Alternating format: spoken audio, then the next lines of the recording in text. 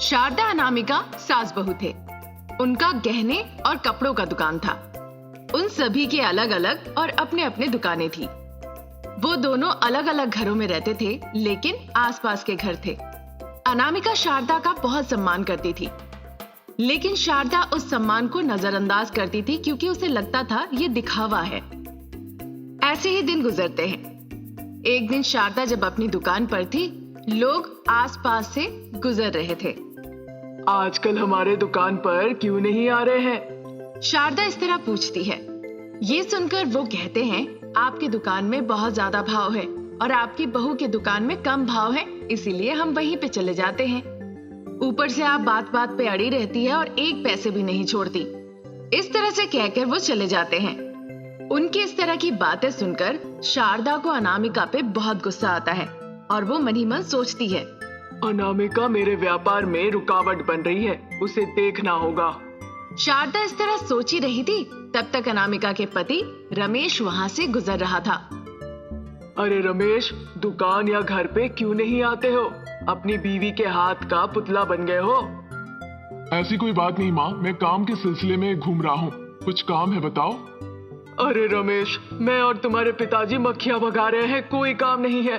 और इसके पीछे तुम्हारी बीवी है, वो ऐसा कर रही है कि लग रहा है सबको हमारा दुकान महंगा है और इस तरह ग्राहकों को अपने तरफ खींच रही है। ये तो अवैध है। उसे अपने चरखे पे तेल देना चाहिए, ना कि मेरे बारे में लोगों को कहना चाहिए। शारदा की ऐसी बातें सुनकर रमेश को बड़ा गुस्सा आ जाता है। माँ उदास मत हो, मैं अनामिका से बात करता हूँ। शारदा भी ठीक है कह देती है। फिर शाम के वक्त सभी लोग अपने अपने घर चले जाते हैं। अनामिका के घर में लड़ाई शुरू हो जाती है। शारदा को पता चलते ही वो जाके दीवार में कान लगा के सुनने लगती है। अनामिका, तुम्हारा ये व्यवहार मुझे अच्छा नहीं लगा। ऐसा अगर ना ही करती तो बेहतर होता। आप जो कहना चाहते हो वो साफ साफ कहो। इस तरह अंधेरे में तीर मत मारो। अंधेरे में तीर नहीं चला रहा हूँ। तुम मेरी माँ के दुकान के बारे में उल्टा पुल्टा कह रही हो। ये बिल्कुल ठीक नहीं है। अपना ये बर्ताव बदल लो। मुझे अच्छे से समझ में आ रहा है ये सारी बातें तुम्हारी माँ ने कही है। पता नहीं तुम्हारी माँ इस तरह की बातें क्यों करती रहती है। मेरी माँ तुम्हारी तरह बिल्कुल अलबल बातें नहीं करती है।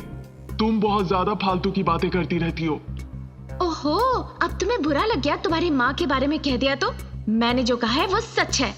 वो बहुत ऊंची आवाज में कहती है। ये सुन के रमेश को बड़ा गुस्सा आता है और वो जाके अनामिका को पीटने लगता है। अनामिका बार बार चिल्ला के ये कहती है कि उसे ना मारे, वो जो कह रही है वो सच है। वो सारी बातें सुनकर शारदा मनी मन बहुत खुश होती है। अच्छा हो रहा है, उसे 2-4 थप्पड़ और लगाओ। इस तरह वो खुश होके मनी मन कहने लगती है। वो दिन खत्म हो जाता है। अगले दिन सुबह सुबह अनामिका घर के बाहर साफ सफाई कर रही होती है। तभी शारदा निकल के कहती है, रात को तुम्हें पीटा गया, तुम्हारा मुंह सूज गया है।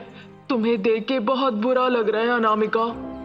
कोई बात नहीं सासू माँ, आप ही वजह है और आपकी वजह से ही आपके बेटे ने कल मुझे बहुत मारा। कहकर वो अपना काम करने लगती है। हाय रे, मुझे नहीं पता था कि वो तुम्हारे साथ ऐसे व्यवहार करेगा। अभिनय करना नहीं आता मुझे सासू माँ, मैं आपको पसंद करती हूँ। ऐसा कहकर अनामिका अंदर चली जाती है। शारदा भी वहां से अंदर चली जाती है, पर ये सारी बातें उन दोनों के पति चुपके से सुन लेते हैं। उन दोनों को सब समझ में आ जाता है। उसके बाद प्रसाद और बेटा रमेश एक दूसरे से कहने लगते हैं, अरे रमेश, तुम अपनी माँ की बातों पर विश्वास करके अनामिका को मारा। तुम अपनी माँ को नहीं जानते हो कि वो अनामिका से लड़ती रहती है, फिर तुमने क्यों किया? माफ कर दीजिए पिताजी, माँ की इस तरह की बातें सुनने के बाद अनामिका मुझे ठीक लग रही है। गलत कर दिया मैंने।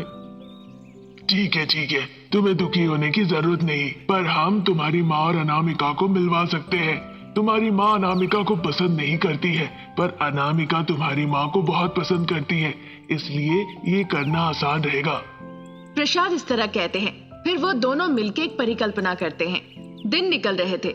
प्रसाद शारदा से ठीक से बातचीत करना बंद कर देते हैं। हर बात के लिए लड़ाई और मारपीट करने लगते हैं। जब वो बर्दाश्त नहीं कर पाई तो वो उसके खिलाफ बोलने लगती है। ये देख के प्रसाद को बहुत गुस्सा आता है। क्या तुम्हारी इतनी हिम्मत, तुम मेरे मुंह पे जवाब दोगी? तुम अभी इस घर से निकल जाओ, जहाँ जाना है जाओ। प्रसाद उसे धक्के मार के घर से बाहर निकाल देता है। लाचार शारदा अपने बेटे के पास जाती है। वो भी अपनी माँ को खड़ी खोटी शब्द सुनाता है और वहां रहने नहीं देता है। उसकी बातें सुन के अनामिका को गुस्सा आता है और वो कड़क जवाब देने लगती है। दोनों महिला ही एक बात पर टिकी रहती है। इस तरह अनबन होने के बाद दोनों महिलाएं वहां से चली जाती है। दोनों मिलके साथ में खुशी खुशी रहने लगते हैं। जब कुछ दिन निकल जाते हैं तब दोनों के पति वहां जाते हैं और उनसे कहते हैं ये सब कुछ नाटक था, तुम लोग घर वापस चलो। तब से सासू माँ और बहू रानी एक दूसरे के साथ बहुत प्यार और स्नेह से रहने लगती है। अनामिका शारदा सास बहू थे। वो विजयपुर नाम के एक गांव में रहते थे। उनके पास बहुत संपत्ति थी पर उनके बच्चे नहीं थे। सच तो ये था, पैदा होने वाली हर लड़की संतान को शारदा मार दिया करती थी। बाद में वो अनामिका को धमकी देती थी ताकि वो किसी से कुछ भी ना कहे। जान ले लेने की धमकी की वजह से अनामिका अपने ससुर और पति से यही कहती थी कि प्रसव के बाद बच्ची की मृत्यु हो गई। पर मन ही मन उसे बड़ा दुख होता था और वो बस चुपचाप भगवान से प्रार्थना करती रहती थी। हे ईश्वर, मेरी सासू माँ ने अभी तक 12 बच्चियों को मार दिया है। अगर इस बार भी कन्या संतान जन्म ले तो उसे भी मार देगी। मैं आपसे प्रार्थना करती हूँ, कृपया मुझे फिर से कन्या संतान ना दे। अगर मेरे बच्चे ना भी हो तो भी ठीक है, मैं बांझ महिला कहला के रह जाऊंगी, लेकिन बेवजह बच्चियों का जान नहीं लेना चाहती। अनामिका रोने लगती है। अनामिका की प्रार्थना का उत्तर मिल जाता है। अगले दिन उसे पता चलता है कि वो गर्भवती है।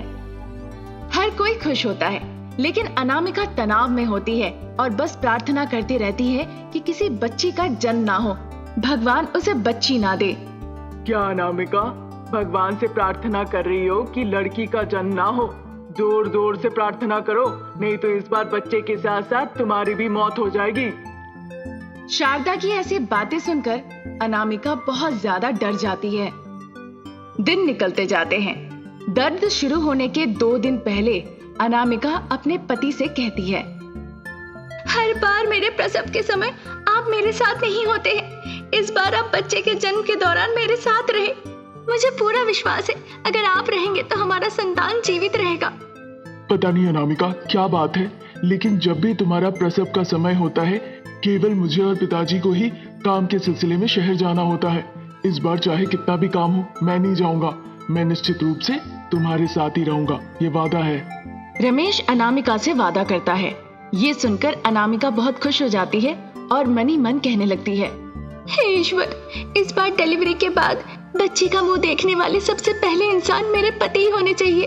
अगर वो लड़की हो तो वो बच जाएगी। इस तरह वो बार बार ईश्वर से विनती करने लगती है।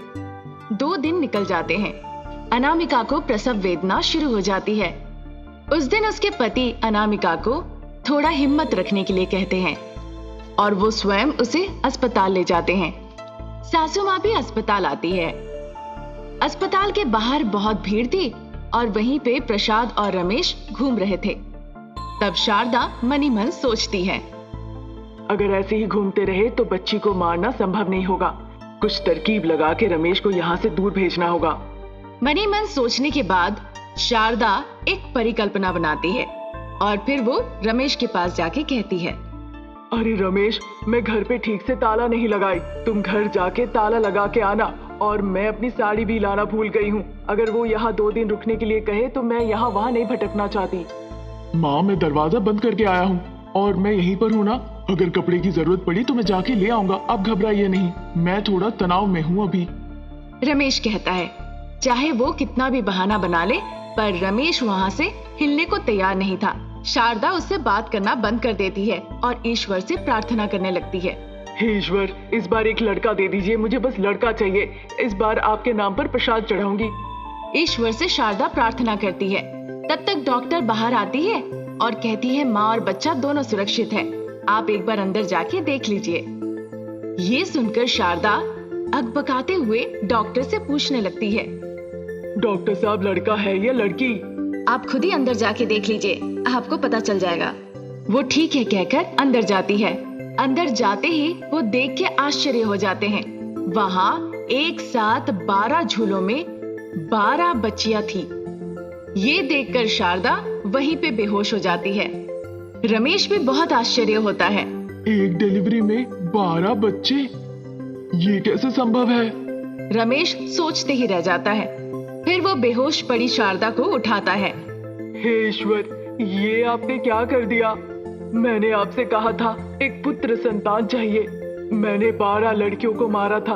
उनकी यादों में आपने फिर से 12 लड़कियों को ही भेजा। 12 लड़कियों को मैं कैसे पालूंगी? ऐसा कहकर शारदा रोने लगती है। पीछे से रमेश सारी बातें सुन लेता है और उसे बड़ा गुस्सा आता है। माँ, तुमने ये क्या कहा? सारे बच्चे मरे नहीं, तुमने उन्हें मारा था। ये तुमने क्या किया? तुमने 12 बच्चियों की जान ले ली। तुम भूल गई क्या कि तुम खुद एक औरत हो? हाँ, ऐसा कहकर वो उस पर प्रहार करता है। शारदा बहुत दुखी हो जाती है और माफी मांगने लगती है। मैंने बहुत बड़ी गलती की है, मुझे माफ कर दो। इसीलिए ईश्वर ने मुझे सही सबक सिखाया। मैंने यहाँ तक नहीं सोचा कि वो एक छोटा सा बच्चा है और मैंने उसे मार दिया। मेरे जैसे पापी को जिंदा भी नहीं रहना चाहिए। मैंने कानूनी वारिस के बारे में सोच के एक लड़का चाहा था। वारिस पाने की चाहत में मैंने इतनी बड़ी गलती कर दी। शर्मिंदगी के साथ साथ वो माफी मांगने लगती है। रमेश उसे माफ नहीं करता बल्कि और ज्यादा नफरत करने लगता है। इस बीच डॉक्टर वहाँ आती है। अनामिका के बताए जाने तक मुझे तुम्हारी माँ के व्यवहार के बारे में कुछ भी नहीं पता था। वास्तव में आपका एक ही संतान है। तुम्हारी माँ के खौफ से अनामिका बहुत चिंतित थी, इसीलिए मैंने सारे बच्चों को चिल्ड्रन वार्ड से यहाँ लाके रखा। मैंने ऐसा किया ताकि तुम्हारी माँ को सही सबक मिले और तुम्हें सच का पता चल जाए। डॉक्टर की ऐसी बातें सुनकर रमेश कहता है, आपने बहुत सही किया। माँ का सब पता चल गया। आज अपने बच्चे से दूर होना कैसा लगता है अब पता चलेगा। माँ से कहता है। उसे पता चलता है कि उसका बच्चा कौन है। फिर उसे और अनामिका को साथ लेकर वो वहाँ से चला जाता है।